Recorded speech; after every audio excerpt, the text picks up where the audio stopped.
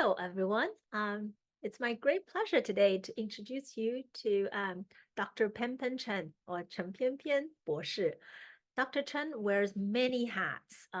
She is an herbalist, an acupuncturist, a bilingual speech and language pathologist, an entrepreneur, an educator, an author, and a voice-over talent. Again, she has many talents, and she will introduce herself more in the video.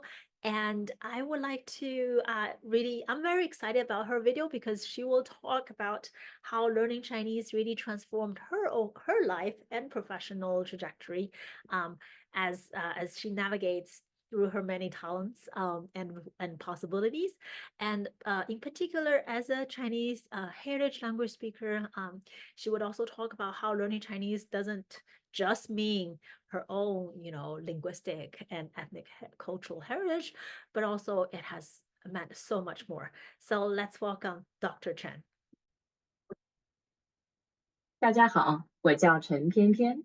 Hi everyone, my name is Pen Chen. First of all, I would like to thank Professor Diao Hao for giving me the opportunity to share my story with you all today. I am truly delighted and honored. When people first find out that I'm an ABC, an American-born Chinese, the conversation typically goes something like this.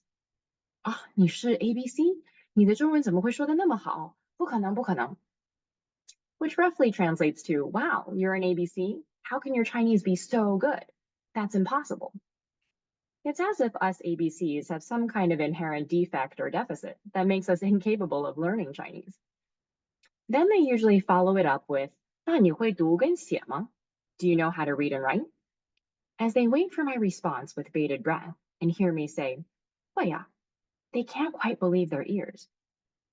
When I tell them that I picked it up by singing karaoke, staring at Chinese drama series subtitles, and copying random texts around the house, well, by then, they are so ready to bring their children over to meet me, their new role model, a cultural anomaly and the epitome of Chinese linguistic perfection. They then proceed to tell me how much their children hate Saturday Chinese school and ask me how my mom got me to go. When I break it to them that I never went to Chinese school, but I'd actually begged my mom to send me, well, now they start looking at me as if I have three heads or something, and immediately want to sit me down and ask me, what's your secret?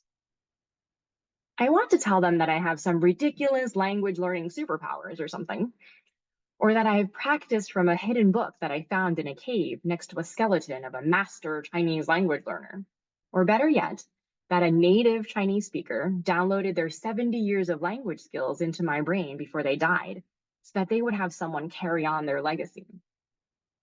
Well, those obviously are lies, but come on, how cool would that be?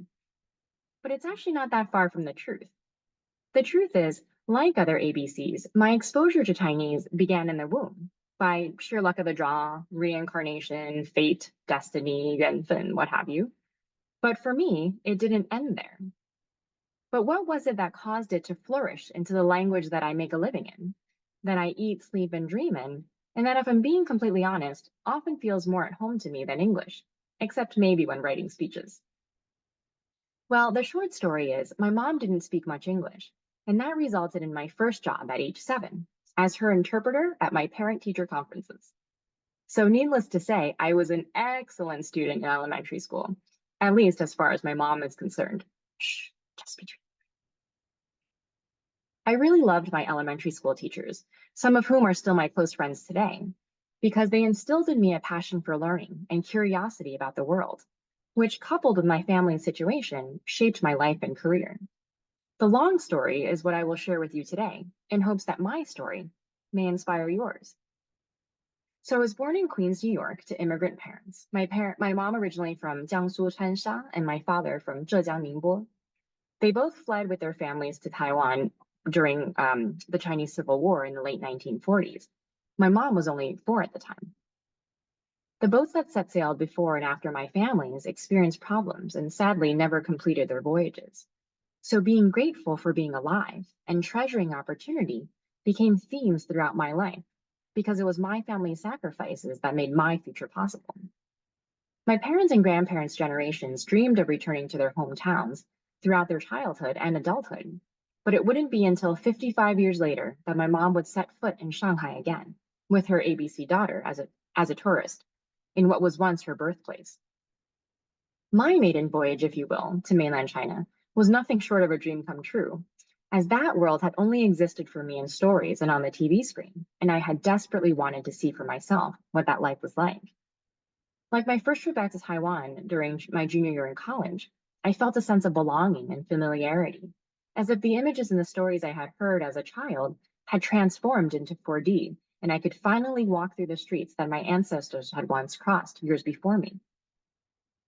Unfortunately, my trip to Taiwan was bittersweet, as while I was able to finally go to Taiwan, it was because my maternal grandmother, who we had affectionately called Nai Nai, had passed away, and we were flying her back to join Yeye in their final resting place. She used to always say that she would bring me back to Taiwan herself one day. I suppose that was her way of being able to stay true to her word.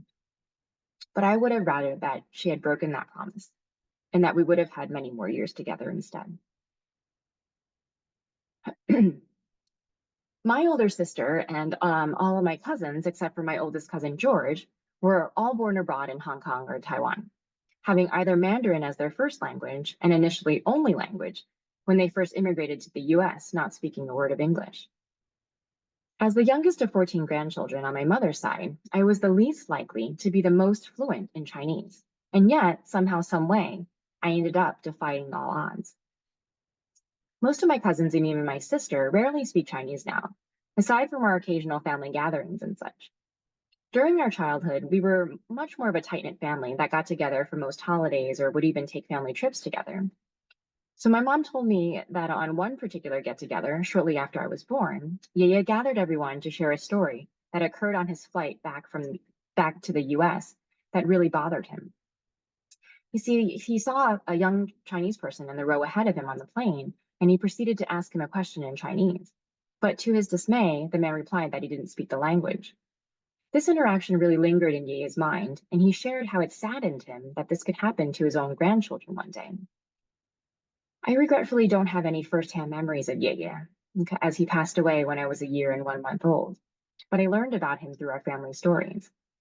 Perhaps it was for the very reason that I didn't remember him, that I wanted to make sure that I would never forget him.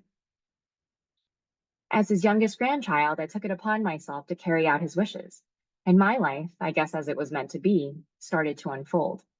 It wouldn't quite follow a clear linear roadmap, but rather be perpetually guided by an internal compass. As I said earlier, I never went to Chinese school. For one, because there wasn't one near where we lived, and secondly, because it was an additional expense and we didn't have a lot of money lying around. But the main reason was because my father was the general manager of a Chinese restaurant across from the UN. So my weekends were spent commuting with my parents from New Jersey to Manhattan. My mom knew how much I wanted to go to Chinese school, though, so she created one for me in the car. She brought along a book of Tang Shi Sanbai Shou, the 300 Tang Dynasty poems, and would read them to me and have me recite them. She picked the most popular Wu Yan Jieju, the 5-character quatrains, some of which you may have learned as well, like 静夜思, 床前明月光, 疑是地上霜, 举头望明月, 低头思故乡. And the BGM playing from the tape deck in the car was Deng Lijun's soothing and crystalline voice, singing songs like 甜蜜蜜 and 月亮代表我的心. On our way back, we would drive through Chinatown, and my dad would buy a copy of the Chinese newspaper, 世界日报, and I would get some children's stories and magazines. After the long ride home, I would climb into bed where my mom would read me a story from 小朋友 or 儿童乐园 that we had just purchased, and sing me a Chinese lullaby to sleep. My mom, like Deng Lijun, has a beautiful voice, and I think I secretly wanted to be the voice of China because of them, decades before the show even ever existed. Unfortunately, that didn't happen, but it cultivated my acuity, sensitivity, and facility with the sounds, rhythm, and rhyme of the language, which would eventually lead me to write my own poetry and lyrics for my own songs. The Tangshi that I learned when I was 6 in that car, 春晓in particular, would later be one of the poems that I would teach New York Times journalists, in rap form, mind you, in their conference room overlooking Times Square. Okay, so it went something like this. 春眠不觉晓，处处闻啼鸟。夜来风雨声，花落知多少. Okay, well, definitely not the voice of China here, but they really got a kick out of it. I hope you did too.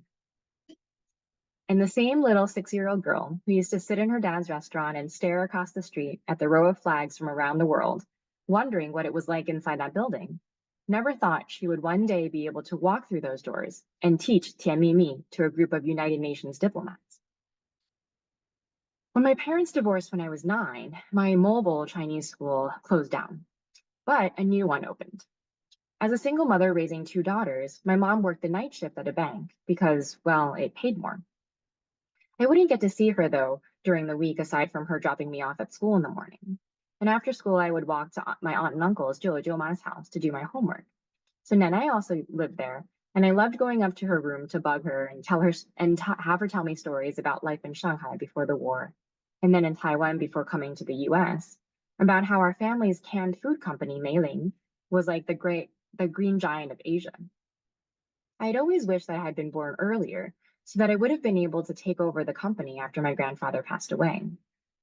And while I was not able to carry on his legacy in that way, I guess I created another way for him to live on through me. So the weekends were my special time with my mom. On Saturday, our routine was to hit the drive-through at McDonald's for a 20-piece chicken McNugget, and then head to the tape borrowing place. You know, VHS tapes. I'm kind of like the predecessor to DVDs, which was owned by the Chinese grocery store lady, Cai Taitai. So she was my connection to the Chinese world in real time, outside of my family, because she had the latest drama series from Hong Kong and Taiwan. So she was my favorite person.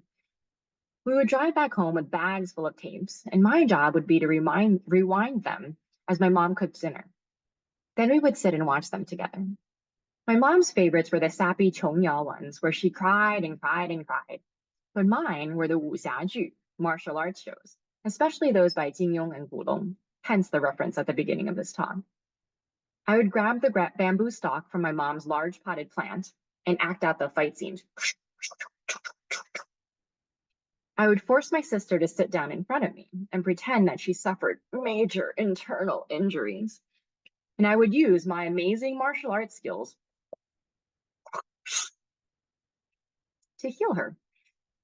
Little did we both know that years later, I would be sticking acupuncture needles in her, at her own request, of course, as after all, she was my very first patient. My mom used to joke that if we didn't live in the suburbs of New Jersey, but instead in Asia, I would have secretly gone up to some mountain to try to 拜师学艺, find a master to take me in as a disciple and teach me some kung fu. Well, I ended up living out my wuxia meng, my martial arts dreams, in learning Taiji and Qigong when I was getting my doctorate in Chinese medicine at Pacific College of Health and Science, and now teach those meditative movements to my patients to help them improve their health and well-being. As the students that I work with as a speech and language pathologist in the New York City Department, as the students that I work with as a speech and language pathologist in the New York City Department of Education struggle with things like attention and emotional regulation, I was able to bridge my Chinese medicine world with my speech and language pathology world by incorporating 2 forms of Qigong, 八段锦, the 8 brocades, and Wu Qing Xi, 5 animal Qigong, into our sessions to help them focus better. I also recently taught NYU Chinese language students the same forms to help them manage the stresses of college life. While there were English versions of the videos, they loved being able to watch the videos in Chinese, learning new vocabulary from the movements, with their new favorite phrase being 抱球. When I was in college, believe it or not, the Chinese language learning guru that I was, I actually took first-year Chinese my first semester as a freshman at Bryn Mawr. Because while I could speak and read, I didn't know Hanyu Pinyin, only Zhuyin, and my writing skills from memory were lacking. My first formal Chinese classroom was within the 4 walls of my home, starting with our kitchen table in Queens, where my mom taught me how to write my name with a calligraphy brush at around age 3 or 4. So my name has quite a few strokes, and my relatives used to jokingly yell at my mom for giving me such a complicated name. But she wasn't discouraged.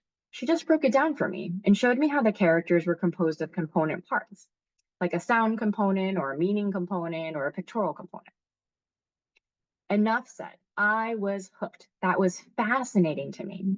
That my name, Pian Pian, which means elegant and graceful, a term often used to describe dancers in motion, was really also just flat feathers, which seems kind of like the opposite meaning. I thought that was hilarious. And in learning Pinyin, I would finally understand why other Chinese people would always be so confused as to what my actual Chinese name was.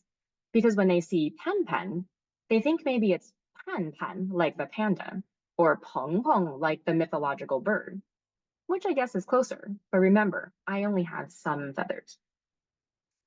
And then the hyphen really confuses them because they aren't really, because there aren't any hyphens in Pinyin, so they don't quite know what to make of it. Well, the real reason my name is spelled the way that it is because the romanization system in Taiwan spells Pian as P apostrophe I-E-N. But I think somehow the apostrophe and the I got lost in translation, so it didn't quite make it onto my birth certificate. And ironically enough, I'm the only person in my entire family without an English name. An example of foreshadowing at its best, if you ask me. So my speech students are all heritage students as well. Most of them have English names. Some of them have Chinese names as well.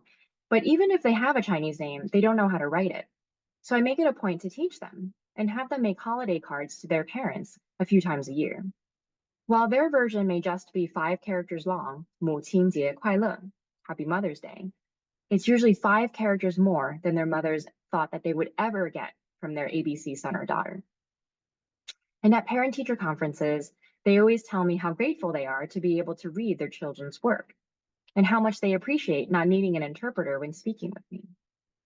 And while many of my students have become more English dominant now and have forgotten a lot of their Chinese, their heritage is still rooted in them. So they find solace in coming to my room to see that I have the same red calendar hanging on my walls that they do in their homes. They turn to me as their confidant for speaking their language of heritage, as well as speaking their language of schooling. They find comfort that I have walked similar steps before them and encourage them to express themselves in whatever language they're most comfortable in. And they know that they are being accepted and appreciated for who they are, rather than being judged, ridiculed, or shamed for not being someone else. At the end of my first semester in college, I handwrote 3 letters, one to my mom, one to舅舅妈, and one to Nana. It was sort of my own personal final exam, if you will. When I started reading their replies, I felt like I was meeting them for the first time. This written version of themselves was foreign to me, and reading their voices in that way was something I could have never accessed had I not learned Chinese. It was then that I, whether consciously or not, deepened my desire to continue advancing my Chinese language proficiency so that I could connect with my family on a deeper level, that I may be able to get to know them as people, not just as my mother or my aunt and uncle or my grandmother. Chinese provided me with access to their thoughts about life and the world from their perspectives, and also allowed me to share my world with them. And as much as this talk is for you, it is also for me. Yet, I wish it could also be for them. So my immediate thought goes to recording a Chinese version of this for them so that they can share in this experience as well. My desire to replicate my life in both languages through my education and work have become a lifelong habit. Although there's only one me, I'm composed of both of those linguistic and cultural entities, which are inseparable, mutually dependent, and ever-changing, like the concept of yin and yang that I studied in Chinese medicine school. Being able to read ancient texts, like 道德经, 易经, and 黄帝内经, in their original form, gave me greater access and deeper insight into the concepts that I was learning, and I didn't have to be limited only to the English translations that we were provided in class. Now, during my sophomore year in college, I wrote a research paper on Chinese heritage language learners and was encouraged to submit the paper to an academic conference at the Hong Kong Baptist University. When I received the letter in the mail, I stared at it for what seemed like hours, first in disbelief that I was accepted, then in regret because I would have to decline, since I couldn't afford the travel expenses, which were around $2,000. Although I was a scholarship student, I still needed to work 5 work-study jobs to help pay for school and help my mom support our family.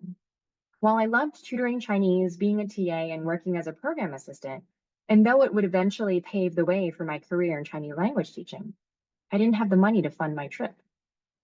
I was lamenting my situation to my dean, who then informed me that the dean's office had a fund for supporting such endeavors, but it was for graduate students. He told me to speak with another dean who oversaw the program to see if they would consider supporting me. Fortunately, they were more than happy to, as it was rare for an undergraduate student to get a paper accepted into an international conference. However, they only had enough funding left to support my airfare. She suggested that I speak with the Multicultural Diversity Office and share my story with them. 2 days later, I was in shock as I walked out of their office with support for my hotel accommodations and meals. It was in that moment that I realized that if you are passionate enough about something and you talk incessantly about it to everyone who will listen, people can feel that energy as it oozes out of your pores, and like a contagious bug, it infects those around you, and you can make the world shift in your favor. As Nana used to say, 天下无难事，只怕有心人，有志者事竟成. Nothing is difficult if you set your mind to it. Where there's a will, there's a way. Now, growing up, money was always tight because, well, for immigrant families, it doesn't matter how amazing your life may have been in your home country, you leave it all behind and start over as a stranger in a strange land.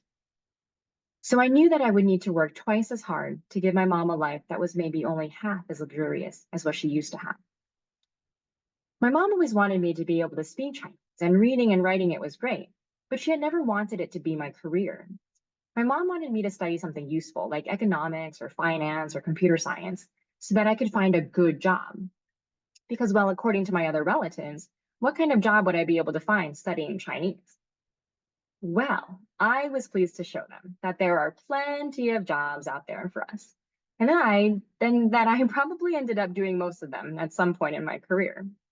One in particular was writing and narrating bilingual educational videos for TED Ed that now have received, just a measly few 100 million views.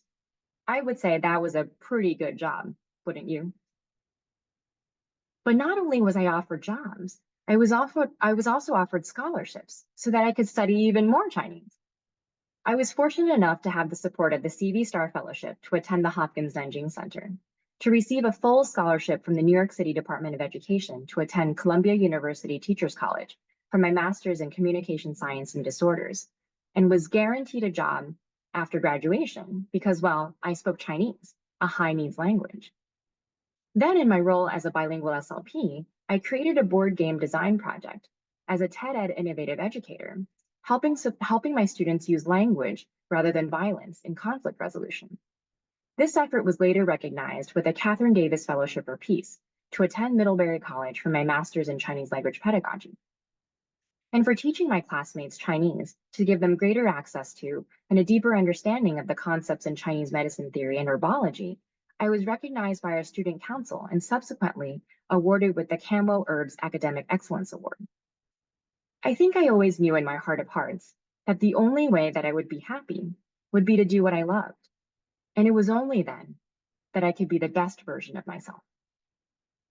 When you're motivated and you're passionate about something, you seek out and create opportunities because all you want is more time and occasions to be in its presence. I ended up double majoring in college, so I didn't go abroad for my junior year. However, that summer, I talked incessantly about finding an internship in China. Lo and behold, my cousin George introduced me to his friend Paul, who was looking for someone to help with their cultural investment project on the Bund in Shanghai. Paul later introduced me to some friends who then connected me with some language learning companies, where I would, a decade later, serve as an instructional designer and advisor for their mobile language learning app, so that others, like me, could learn Chinese on their commute. This experience also showed me that both in work and life, maintaining strong relationships and doing good work lead to opportunities. Fate is a crazy thing. You never know when you might just be the perfect person someone is looking for. And as it said, when the stars align and you're in the right place at the right time, 天时地利人和, opportunities find you. After college, I worked as a management consultant in Springfield, Pennsylvania, at a time when the company was looking to expand its business internationally. So talk about right place, right time. Although I was new to the company and fresh out of college, I was a cultural ambassador for all things Chinese. So I boldly volunteered to assemble a team, provide them with cultural etiquette and basic language training, and crafted a localized pitch that ultimately landed us the job. Our first initiative was a huge success and spearheaded our presence into Asia. Although I left the company before they eventually established their satellite office in Shanghai years later, it was encouraging to know that I had planted the seeds for their future success. Leaving my consulting job to attend the Hopkins Nanjing Center was a defining moment for me, a choice that would profoundly influence my understanding of contemporary Chinese language and culture. Immersed within the expansive confines of the largest uncensored library in China, I embarked on a journey of discovery. Amidst the pages of authentic texts, I engaged in vibrant discussions spanning politics, history, philosophy, and sociology with both peers and professors. This immersive experience served as more than a mere language lesson. It served as a gateway to a broader worldview. I found myself increasingly attuned to the intricate connections between language and culture, realizing how histories could be so different and yet be so very much the same. Writing papers in Chinese on international relations proved to be a challenging yet rewarding endeavor, as I grappled with the nuances of critical thinking in a new linguistic framework. Little did I know that this skill would prove invaluable in crafting professional presentations and writing research papers during my graduate studies at Middlebury. My world expanded exponentially during that time. Not only did I gain access to a wealth of knowledge, but I also discovered the power of sharing my thoughts with a global audience. Though through my upgraded linguistic and cultural fluency and proficiency, I was able to contribute to meaningful discussions and reach audiences far beyond my previous confines. It was a journey of growth, discovery, and contribution, one that continues to shape my path forward. And with this insight and ability to perceive cultural nuances, I continued to bridge linguistic and cultural divides in my subsequent endeavors. From interpreting for Sarah Ferguson, the Duchess of York, during her visit to the British Embassy in Beijing, to assisting on the Emmy Award-winning DVD series On the Front Lines, Doing Business in China, to co-hosting a bilingual talk radio show for Beijing Renmin Guangbo Diantai, Radio 774, to consulting for a Hollywood production company on the film The Forbidden Kingdom, featuring Jet Li and Jackie Chan, to sending college students on scavenger hunts around the Forbidden Palace, where many of them ended up finding themselves in the process. When you truly love something, it becomes more than just a passion. It becomes a driving force in your life. It occupies your thoughts day and night, night and day, propelling you to seek out every opportunity to engage with it. Your eyes lighting up just thinking about it. You savor each memory, reliving them repeatedly in your mind, and you willingly dedicate yourself to honing your skills, no matter the hour of the day or time it takes. You get lost in the euphoric flow of laughter and joy as you indulge in the repetition, like listening to a good song over and over and over again.